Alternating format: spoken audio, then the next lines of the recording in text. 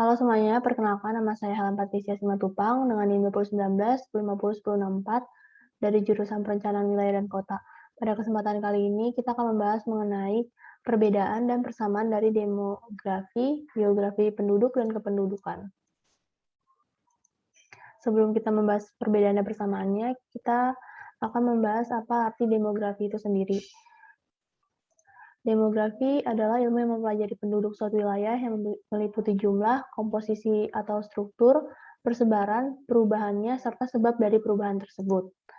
Ruang lingkup dari demografi ada 6, yaitu ekonomi, sosiologi, geografi, psikologi, politik, dan juga kesehatan. Selanjutnya ada manfaat dari demografi. Yang pertama itu untuk mempelajari jumlah komposisi dan distribusi penduduk, serta perubahan-perubahannya di suatu daerah tertentu. Yang kedua, menjelaskan pertumbuhan penduduk di masa lampau dan mengestimasi pertumbuhan penduduk di masa yang akan datang. Yang ketiga, mengembangkan hubungan sebab akibat antara perkembangan penduduk dengan berbagai aspek pembangunan sosial, ekonomi, budaya, politik, lingkungan, dan keamanan. Yang keempat, mempelajari dan mengantisipasi kemungkinan-kemungkinan konsekuensi pertumbuhan penduduk di masa yang akan datang. Selanjutnya itu ada teori-teori kependudukan. Teori kependudukan itu dibagi menjadi 3. Yang pertama ada aliran Malthusian dan aliran neo-Malthusian. Yang kedua ada aliran Marxis. Yang ketiga ada pakar-pakar teori kependudukan. Aliran Malthusian dan yang pertama aliran Malthusian dan aliran neo-Malthusian. Aliran Malthusian ini dipelopori oleh Thomas Robert Malthus yang menyatakan bahwa penduduk seperti tumbuh-tumbuhan dan binatang. Apabila tidak ada pembatasan, maka mudah berkembang biak dan memenuhi beberapa bagian dari permukaan bumi dengan cepat.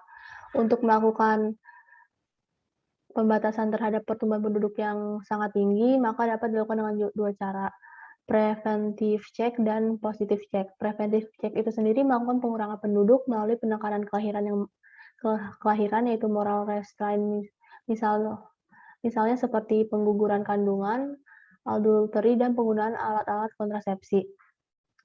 Yang kedua itu ada positive check, di mana melakukan pengurangan penduduk melalui proses kematian.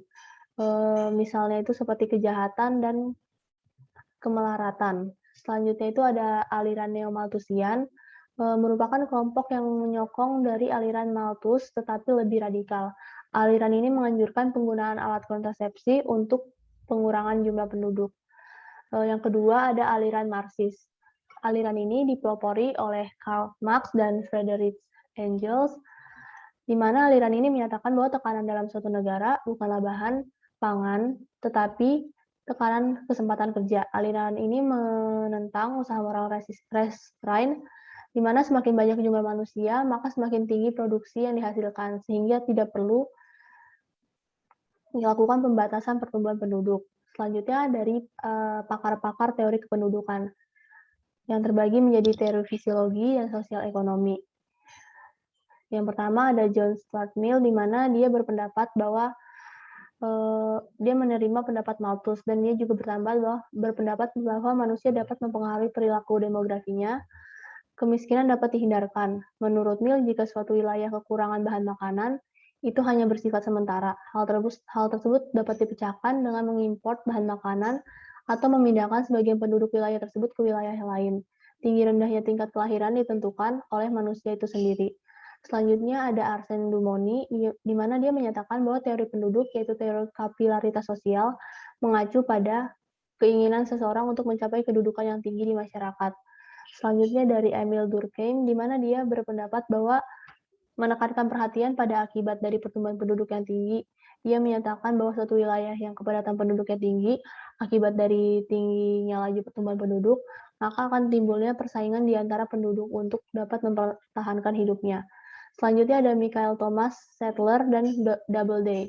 Settler sendiri berpendapat bahwa adanya reproduksi manusia dibatasi oleh jumlah penduduk yang terdapat di suatu wilayah. Jika kepadatan penduduk tinggi, maka daya reproduksi manusia akan menurun dan sebaliknya. Selanjutnya, dari pakar-pakar ada teori teknologi, di mana teori teknologi ini menyatakan bahwa manusia dengan ilmu pengetahuan mampu melipat gandakan produksi pertanian, dapat mengubah kembali dapat mengunggah kembali atau recycling, dan dari barang-barang yang sudah habis pakai.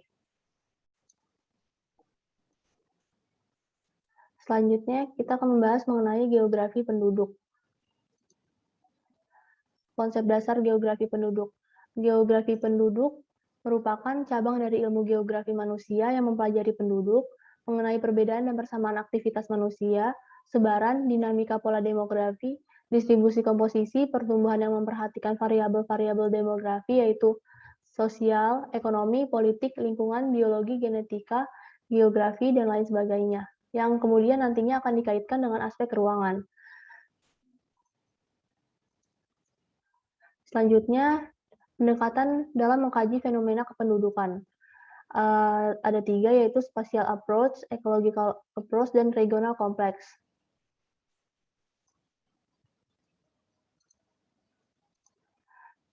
Ruang lingkup geografi penduduk.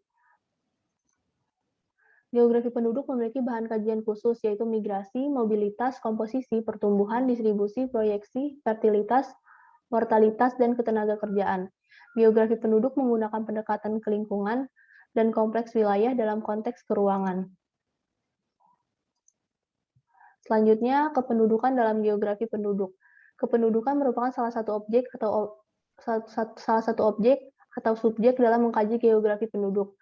Masalah kependudukan sudah menjadi masalah bagi dunia karena menyangkut banyak segi, yaitu ruang, waktu, dan kekompleksan wilayah.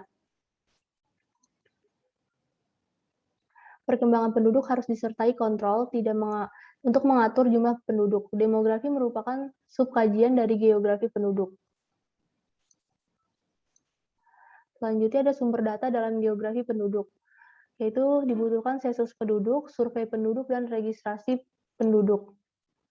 Sensus penduduk merupakan perhitungan jumlah penduduk, ekonomi, dan sebagainya yang dilakukan oleh pemerintah dalam jangka waktu tertentu. Dilakukan serentak, bersifat menyeluruh. Dilakukannya biasanya saat tahun yang berakhiran 0 atau dalam angka 10 tahun. Jenis-jenis sensus penduduk ada 2, yaitu sensus de jure dan sensus de facto. Sensus de jure merupakan pencacahan jiwa yang dikenakan kepada mereka yang benar-benar bertempat tinggal di daerah yang bersangkutan. Hal ini berdasarkan KTP. Selanjutnya ada sensus de facto, merupakan pencacahan jiwa yang dikenakan kepada mereka yang waktu pencacahan jiwa berada di wilayah yang bersangkutan. Selanjutnya ada metode dalam sensus penduduk, yaitu ada 2, metode householder dan metode canvasser. Metode householder merupakan daftar pertanyaan yang diisi oleh penduduk sendiri, yaitu kepala keluarganya. Kelebihan dari metode householder ini, waktu yang dibutuhkan cepat, sebab tugas tidak harus mendata satu persatu penduduk. Kekurangannya, data yang didapatkan kurang terjamin kebenarannya. Selanjutnya itu metode canvasser, merupakan daftar pertanyaan yang diisi oleh petugas sesuai dengan jawaban penduduk. Petugas menandatangani mendatangi tempat tinggal penduduk. Kelebihan dari canvasser ini, data lebih terjamin kelengkapannya dan penduduk sulit memasukkan keadaannya. Selanjutnya ada kekurangannya, waktu yang dibutuhkan lebih lama karena jumlah petugas yang terbatas.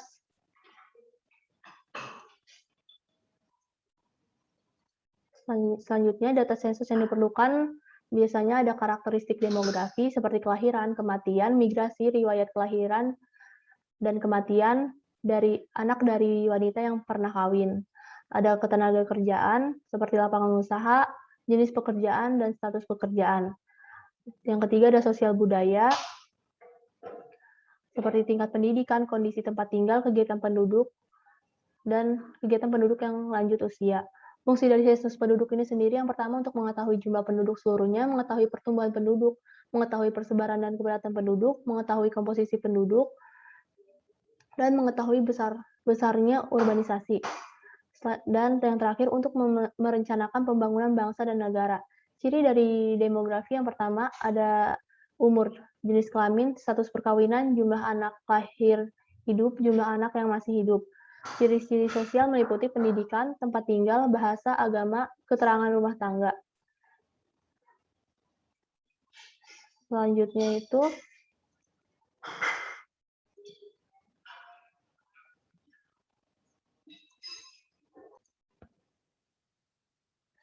survei penduduk. Yang kedua, survei penduduk itu merupakan pencatatan terus-menerus mengenai peristiwa-peristiwa kehidupan atau registrasi viral setiap individu dalam populasi seperti kelahiran, migrasi, atau kepindahan, pernikahan, perceraian, dan adopsi. Yang ketiga itu ada registrasi penduduk, di mana merupakan cara pengumpulan data yang dilaksanakan melalui pencacahan sampel dari suatu populasi untuk memperkirakan karakteristik objek pada saat tertentu. Selanjutnya ada peralatan geografi penduduk. Yang pertama ada dibutuhkannya bilangan, angka, rasio, proporsi, konstanta, ukuran kohor, dan ukuran periode. Bilangan ini untuk menunjukkan jumlah mutlak suatu penduduk ataupun kejadian kependudukan lainnya untuk suatu daerah dalam jangka waktu tertentu. Angka untuk menyatakan banyaknya peristiwa kependudukan dalam jangka waktu tertentu, di mana ada dua macam angka, yaitu angka kasar dan angka spesifik. Angka kasar merupakan angka yang dipakai untuk menghitung suatu penduduk lengkap keseluruhan. Angka spesifik menghitung suatu penduduk yang berkenaan menurut kelompok yang spesifik. Rasio ini untuk menyatakan suatu jumlah dalam perbandingan terhadap jumlah lainnya. Proporsi merupakan pembilang bagian dari penyebut. Konstanta adalah suatu bilangan tetap. Ukuran kohor dibutuhkan untuk sekelompok orang yang mempunyai pengalaman yang sama dari suatu peristiwa kependudukan tertentu selama periode waktu biasanya 1 tahun. Ukuran periode merupakan ukuran mengenai peristiwa yang terjadi dari sebagian penduduk maupun keseluruhan selama satu periode tertentu, suatu taking a snapshot. Selanjutnya itu ada kependudukan. Studi kependudukan berhubungan dengan analisis data kependudukan, yang dimana nanti hasilnya di dalam penerapannya untuk cabang ilmu yang lain seperti urbanisasi, ketenaga kerjaan, dan distribusi pendapatan. Selanjutnya ada ruang ilmu kependudukan. Ruang ilmu kependudukan dapat dibedakan menjadi dua kelompok. Yang pertama itu analisis demografi atau analisis kependudukan atau demografi formal, di mana menekankan pada perubahan dan variasi penduduk dengan menggunakan teknik demografi tertentu. Yang kedua ada studi kependudukan atau ilmu kependudukan, di mana tidak saja berhubungan dengan komponen atau variabel penduduk, tetapi juga berbicara tentang hubungan antara perubahan penduduk dengan variabel lain seperti perubahan kondisi sosial, ekonomi, politik, budaya, psikologi, dan geografi. Tujuan mempelajari ilmu kependudukan ini ada banyak sekali. Misalnya, yang pertama ada untuk mempelajari dan memahami kuantitas penduduk di suatu wilayah, mempelajari dan memahami perkembangan penduduk di suatu wilayah, mempelajari dan memahami komposisi atau distribusi penduduk di suatu wilayah, mempelajari dan memahami persebaran penduduk menurut wilayahnya, dan lain sebagainya. Selanjutnya ada kegunaan mempelajari ilmu kependudukan. Kegunaan dalam mempelajari ilmu kependudukan di bidang yang pertama di bidang pendidikan. Misalnya kebutuhan guru, kebutuhan sarana dan prasarana sekolah. Misalnya jika pemerintah akan membuat perencanaan di bidang kependidikan, seperti jumlah guru dan ruang kelas yang dibutuhkan dalam 1 tahun tertentu, maka dibutuhkan data penduduk menurut kelompok umur dalam usia sekolah. Yang kedua ada perencanaan di bidang perpajakan. Membutuhkan data kependudukan atau proyeksi data kependudukan yang diperoleh melalui ilmu kependudukan. Misalnya, jika akan dibuat perencanaan di bidang fasilitas kesehatan, akan dibutuhkan data tentang kondisi mortalitas di daerah yang bersangkutan, misalnya angka kematian di wilayah tersebut, seperti angka kematian bayi, angka kematian anak, dan angka kematian kasar, dan sebagainya. Selanjutnya juga penggunaan dari mempelajari ilmu kependudukan ini untuk kemiliteran, kesejahteraan sosial, perumahan, pertanian, dan perusahaan-perusahaan yang memproduksi barang dan jasa.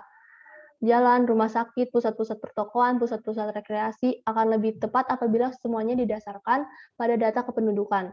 Misalnya tren penurunan fertilitas atau angka kelahiran dapat menjadi bukti kemampuan pemerintah dan mitranya dalam program mengendalikan kelahiran. Selanjutnya ada keterkaitan antara analisis kependudukan dengan ilmu kependudukan. Jadi dalam analisis kependudukan, analisis demografi atau demografi formal dalam kajiannya baik sebagai variabel independen dan variabel dependen, keduanya adalah variabel demografis. Studi kependudukan tidak hanya tentang komponen perubahan penduduk atau variabel demografis, tetapi juga hubungan antara perubahan penduduk dengan variabel lain. yaitu sosial, ekonomi, politik, biologi, dan lain sebagainya. Dengan demikian, studi kependudukan lebih bersifat interdisiplin. Oleh karena itu, harus ada analisis kependudukan dalam mempelajari studi kependudukan. Baik bertindak sebagai variabel yang dipengaruhi oleh variabel lainnya, sebagai variabel terpengaruh atau dependent variabel, maupun sebagai variabel yang mempengaruhi variabel lainnya.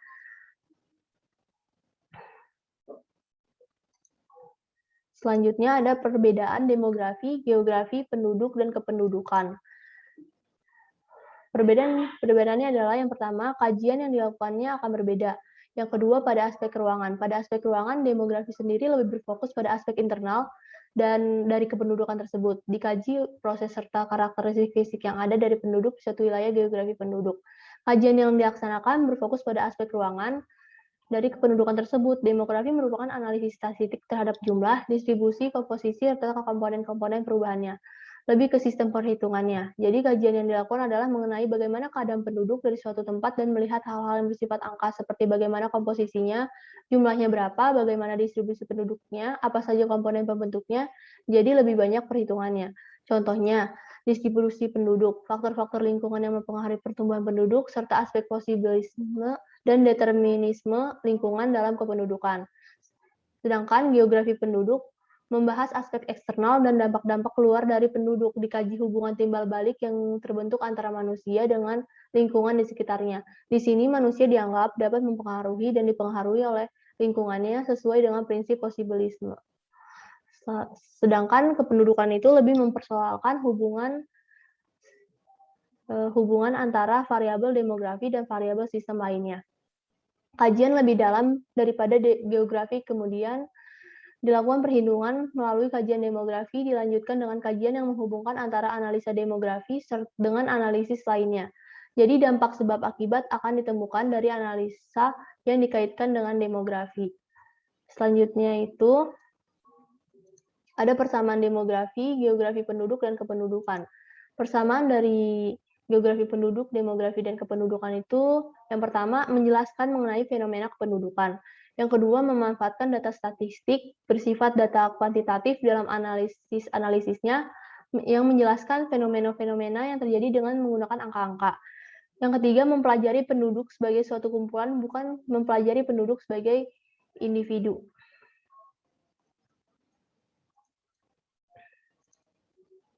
Sekian yang saya sampaikan. Terima kasih.